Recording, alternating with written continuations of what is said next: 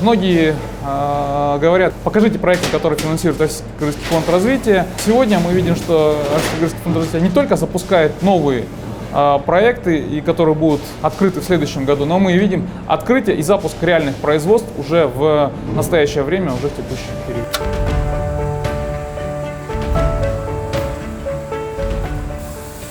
Сегодня мы стали свидетелями запуска нового проекта по молочному производству компании «Семейные традиции». Производство было профинансировано при поддержке Российско-Кыргызского фонда развития.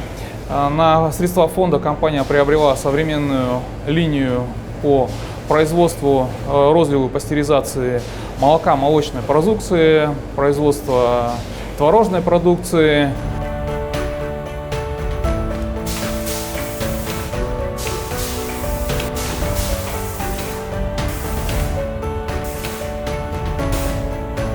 Благодаря кредиту Российско-Кыргызского фонда мы обеспечили для себя следующие несколько лет бесперебойного производства, чтобы мы насытили рынок наших клиентов тем объемом продукции, который нам необходим.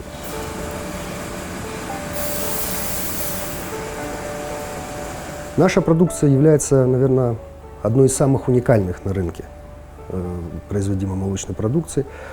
Все дело в том, что мы для своего производства не используем ни красителей, ни ароматизаторов, ни стабилизаторов, никакой химии. Принимаем только исключительно фермерское молоко. Мы стремимся, чтобы компании, которые поддерживают фонд, отвечали самым современным стандартам качества.